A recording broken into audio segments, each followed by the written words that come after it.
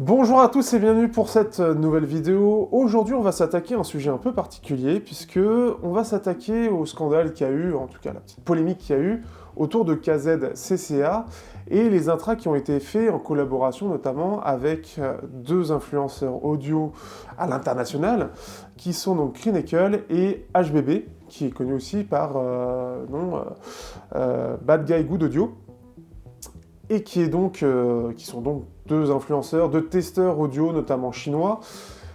Et KZ a fait deux collaborations, sauf que derrière, certaines personnes ont analysé les intras en les cassant et en voyant qu'il y avait un petit problème. Ce sont des intras qui sont censés fonctionner avec trois drivers, donc un driver principal et deux petits drivers à côté, sauf que sur les deux, il n'y en a réellement qu'un seul qui semble réellement fonctionner. L'idée ici, c'est déjà d'en parler de façon française. Vous avez déjà une vidéo et je vous la mets en fiche ici pour que vous puissiez revoir ce qui s'était passé en détail sur ces points-là.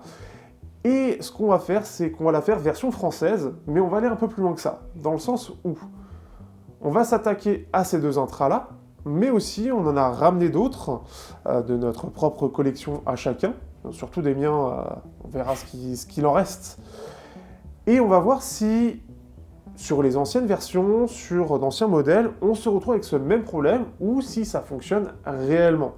Ça peut être très variable et si ça se trouve, ça peut venir que de la qualité de conception, de la qualité globale de fabrication, ou ça peut varier d'une série à l'autre. Et pour nous accompagner, eh bien, j'ai Guillaume avec moi. Tu peux te présenter rapidement.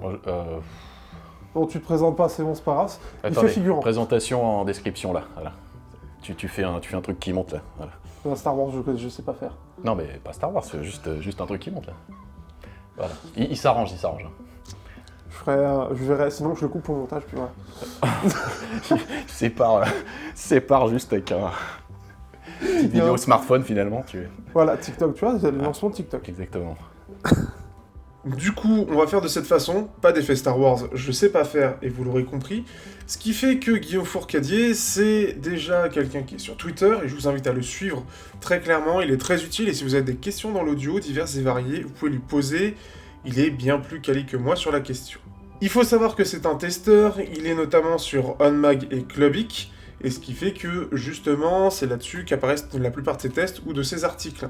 Vous avez aussi son site perso qui va avoir quelques articles de fond qui sont très intéressants, notamment celui sur le Bluetooth, que je vous invite clairement à voir. C'est mon mentor, c'est lui qui m'a tout appris en audio, qui m'a permis de faire attention aux pièges, et ce qui fait que c'est pour ça qu'il est là aujourd'hui dans cette vidéo, c'est que clairement déjà il s'y connaît bien mieux que moi, et que c'est beaucoup plus intéressant de le faire avec quelqu'un qui s'y connaît et qui peut donner des explications. Donc, ce qui fait qu'on va s'attaquer, on va d'abord mesurer avant destruction des intras, chaque intra, pour voir quelles sont la mesure de référence qu'on a, et ensuite on va les ouvrir, on va déconnecter certains drivers, pour voir si effectivement on se retrouve avec une différence. Magnifique, sans prompteur en plus.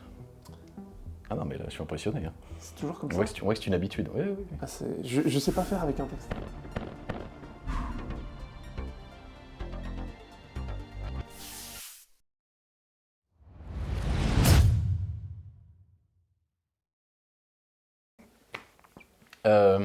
Vas-y, introduis, monsieur plus doué. Monsieur spontané. Monsieur spontané, ouais. Du coup, on vient de tester avec les KZSZST, donc on les a testés sur la tête de mesure du monsieur à côté de moi. Tête de mesure. Je l'ai pas introduit du tout d'ailleurs. Tête de mesure hors de prix. Voilà, je tiens à le signaler. Incroyablement de prix, hein, beaucoup plus haut de gamme, tout ça. C'est la même merde. Du coup, petite introduction de ce qu'est une tête de mesure. J'en ai jamais vraiment parlé sur ma chaîne, et c'est vrai que ça reste quelque chose qui n'est pas forcément compris par tout le monde. La tête de mesure, c'est ça. Nous avons la même, mais on n'a pas exactement les mêmes résultats. C'est normal, c'est varié pour chaque micro, surtout à ce prix-là. Ça vaut que 300 €, et c'est très peu cher. En général, c'est 9000 balles. Bref. Ce qui est intéressant avec ce système, c'est surtout qu'on va pouvoir mesurer ce que va donner le volume de chaque fréquence. Donc l'idée, c'est de faire une petite loupe de 20 Hz à 20 000 Hz et voir comment se comporte donc le son. Donc le but, c'est de voir le volume. C'est ce qui nous donne la signature qu'on a dans les mesures. Et c'est avec ça, ce système très simple mais relativement fiable, que l'on va voir si les armatures équilibrées ont un réel impact ou non sur ces intras. Et donc c'est avec ce système qu'on va faire nos mesures à chaque fois. Du coup, les mesures qu'on a trouvées, donc ce qu'on a fait, on a fait une première mesure au complet, fermée quand même pour voir, et une deuxième mesure où on a coupé les fils qui vont vers l'armature équilibrée. Voilà, enfin on a enlevé la soudure, on va dire, on a enlevé les soudures. Bon, à couper, ça aurait fait exactement la même chose, hein, mais on a fait un petit peu plus propre, on va dire.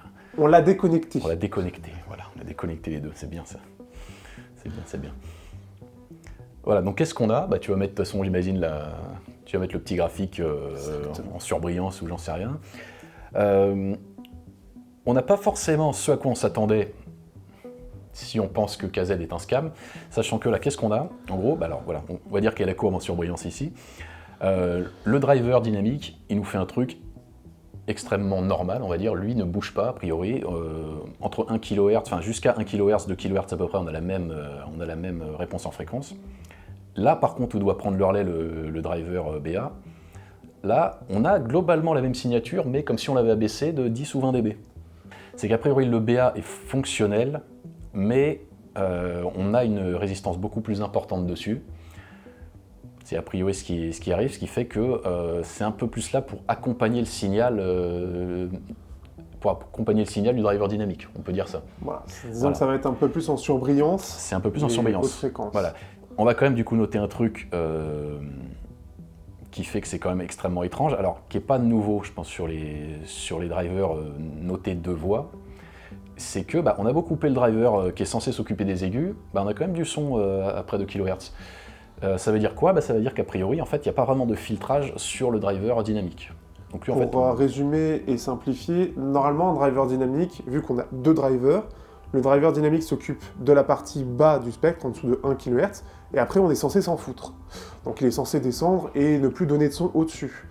Là, comme on est sur des intras pas très chers, où c'est fait un peu plus à l'arrache, entre guillemets, le driver dynamique, c'est le même, quelle que soit la gamme, jusqu'à 50-60 €.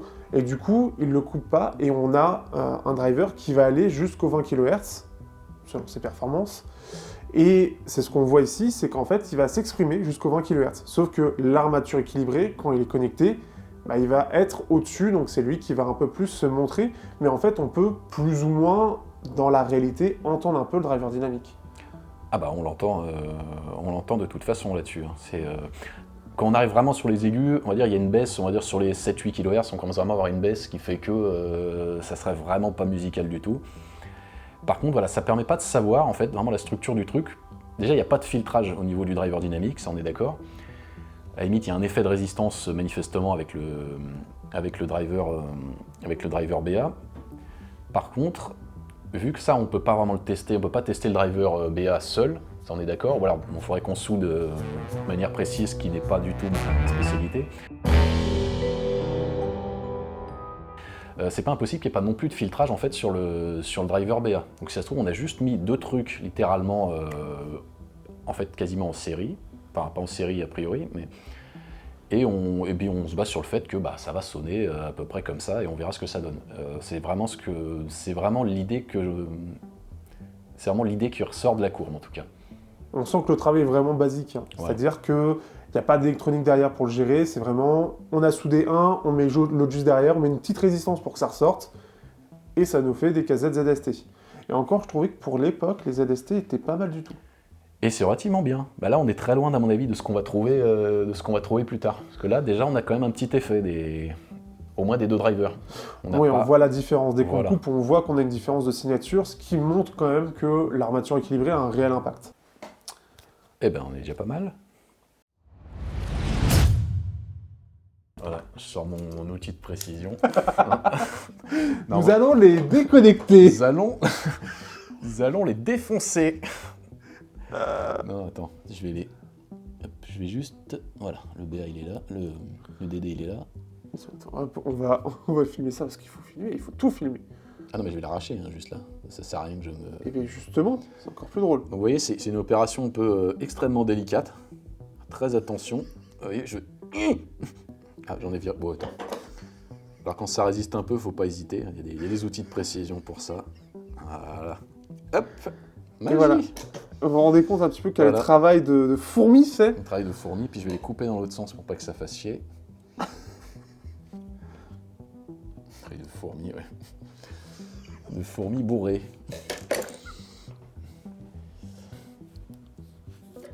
Par contre, hop, je vais le faire plus près parce que alors là, les fils qui se touchent, ça...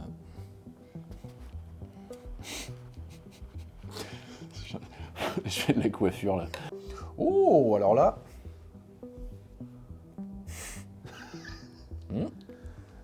Du coup, on s'est attaqué au KZ ZS10, qui était sorti après les avant les KZ ZS10 Pro, et qui était parmi les premiers 5 drivers de la marque. C'est des intras que j'ai depuis très longtemps, du coup, et là, ce qui est intéressant, donc du coup, on a un driver dynamique, et 2 groupes de 2 drivers qui sont un peu mélangés, qui doivent gérer les médiums et les aigus. Bon, ce qu'on a fait, et vous verrez normalement le petit extrait, petit travail de précision, Voilà. où nous avons simplement coupé l'arrivée électrique pour les armatures équilibrées pour qu'il n'y ait que le driver dynamique qui fonctionne. C'est assez sauvage, mais Non. au moins... Non, on a dessoudé avec précision. Voilà. La précision... Vidéo à l'appui. Voilà, exactement, vidéo à l'appui. Du coup, ce qu'on retrouve, on va avoir une différence qui est quand même notable, ce qui montre que les armatures équilibrées fonctionnent. Et même, pour être plus précis, je te laisse la main. Oh, la patate chaude. Ouais, alors on a un comportement qui n'est pas si éloigné de ce qu'on a eu, dans ce qu'on avait sur les ZST, c'est bien ça. En gros, on a un driver dynamique qui est là, peu importe les fréquences. Par contre, on a une baisse là qui est assez, qui est quand même très visible à partir de 5-6 kHz une fois qu'on enlève les drivers à armature. Alors que quand on les a, on a une signature qui s'équilibre. Donc, a priori, ces drivers-là servent à quelque chose ici, mais on n'a pas vraiment une structure qui est un vrai deux voies non plus. On va dire, on a un effet qui est assez limité, mais qui est réel. Donc, j'ai tendance à dire que là, c'est pas un scam. Ouais, c'est pas un vrai scam, en tout c'est pas cas. un scam a priori là-dessus. À cette époque-là, en tout cas, il faisait vraiment le truc. Mais on sent que, et je pense que c'est répété dans la hi-fi, parce que, enfin dans la Chi-Fi plutôt, parce que même pour les TRN V90S, avec 6 drivers par côté, on a ce même, pas problème, mais cette même idée que le driver dynamique, quoi qu'il arrive, il va fonctionner jusqu'au 20 kHz. Il n'y a pas de filtrage, il n'y a pas de baisse, il est vraiment là pour tout gérer. Je pense que c'est un truc qu'on va retrouver de toute façon, même si c'est pas des intra-arnaques, c'est que les mecs ne travaillent absolument pas le filtrage, quoi. Ils te balancent des trucs. Ça peut être plus ou moins bien réglé, mais on va dire ils vont régler le driver avant de s'emmerder pour chaque modèle, vu qu'ils en sortent des dizaines, de faire un vrai filtre en fait, tout simplement. Et ça, clairement, c'est pas le cas là-dessus. Donc c'est plutôt une bonne nouvelle en soi, hein. Ça veut dire que pour ces modèles-là, on a quand même quelque chose qui fonctionne. Voilà déjà pour cette première partie. Déjà, je vous invite, si vous l'avez apprécié, à la liker, partager, s'abonner, ça m'aide et ça me permet un petit peu justement de pouvoir récupérer pas mal d'intras comme d'habitude. Aujourd'hui, j'en ai une collection. C'est ce qui nous a permis, parce qu'on a clairement jeté 150 € d'intras à la poubelle, de faire cette vidéo. Pour moi, elle est importante et pourquoi? Parce que ça n'existe quasiment pas en France. On n'a pas cette culture des intras et on n'a pas cette culture un peu de démontage, on n'a pas assez de testeurs. Du coup, ce qui est intéressant, c'est justement de faire ça, de vous apporter ça, et peut-être aussi d'en apprendre sur le fonctionnement des intras, sur les petites choses qui peuvent être faites pour améliorer, les petites choses qui font les petits arrangements de la hi-fi, et enfin surtout de la chi-fi du coup. Mais ce qui fait que c'était pour moi intéressant à faire, ça permet d'apprendre des choses, ça permet de voir des choses, et avec une bonne humeur. J'apprécie beaucoup de pouvoir le faire avec Guillaume, je pense que ça s'est vu, je l'espère. Et si vous avez besoin d'explications, si vous avez des choses à apporter, n'hésitez pas à le faire. J'essaierai de l'apporter sous ce format-là dans la seconde vidéo, quelque part dans la vidéo. Hein, ça, ce sera après à moi de m'arranger au montage. Mais ce qui fait que ce sera vraiment intéressant, je trouve, peut-être d'y ajouter des petites choses, des petites explications à mon niveau de connaissance. Et je l'espère bien vulgariser pour que justement vous puissiez apprendre des choses. Voilà un peu, n'hésitez pas encore une fois à vous abonner à Guifou hein, sur Twitter, très très cool, et sinon vous avez le Discord, le partage c'est vraiment important, d'une part parce que c'est trop rare pour ne pas être partagé, et d'autre part parce que j'ai envie que ce soit partagé. Et pour complètement clôturer cette vidéo, sachez que c'était déjà un projet vachement intéressant à faire, un autre projet arrive et il est beaucoup plus lourd, et je l'espère, il vous plaira aussi. Allez, sur ce, à la prochaine pour la seconde partie.